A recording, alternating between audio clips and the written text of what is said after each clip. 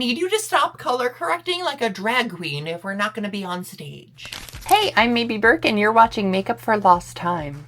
This is my series for trans women and other people who feel like they missed a few classes when it came to learning about makeup. I prefer to call color correcting neutralizing. That's more descriptive of what it is. I feel like the term color correcting makes people feel like there's so much more that has to be done, and neutralizing feels simpler and easier. And honestly, unless you are on stage covering a 5 o'clock shadow, you don't need to be doing so much. And even if you are on stage covering Vic Stubble, less can be more. Now, in terms of color correcting, finding your color is going to be important. This color is not wrong to use for color correcting, it's wrong for me. This is not going to neutralize dark circles or stubble on my skin. This color is light enough to do that. Using a darker pigment, I'm gonna have to work twice as hard to cover up this color. Once I'm done covering up the blues, this color is either gonna blend in on its own or be far easier to cover up. There are a lot of ways that you can color correct, and I don't have a lot of redness that I have to worry about on my skin. I'm gonna focus on how you would color correct dark circles under your eyes and dark facial hair, which most of the time has a blue undertone and sometimes a purple. So when we're looking to neutralize a color, we're going to look at color theory. And on a color wheel, you're going to look at whatever color you're trying to hide or camouflage, and you're going to look directly opposite of it on the color wheel. Which is why I know that to neutralize some blue under my eyes, I'm going to go with a peachy color. And if there's purple we're trying to neutralize, we can go with a yellow.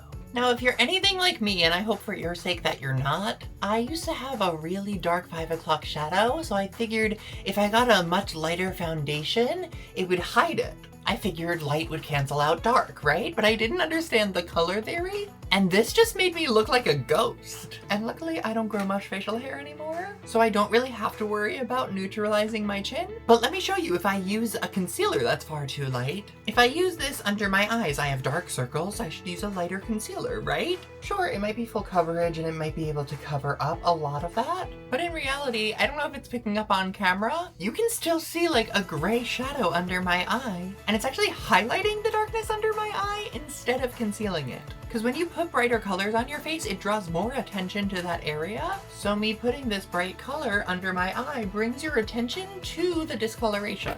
Instead, I want to show you what it looks like with just the peach concealer. Here, I'm not going to apply it the way that I did the light concealer. I'm going to take just a little bit on my brush, and I'm only going to press it right over where that darkness is.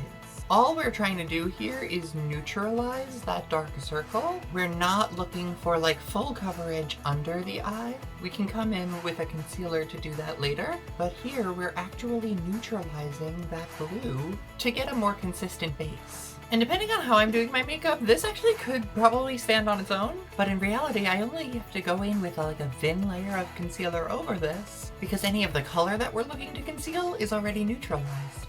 Let me show you on my chin. Oh, now we have redness.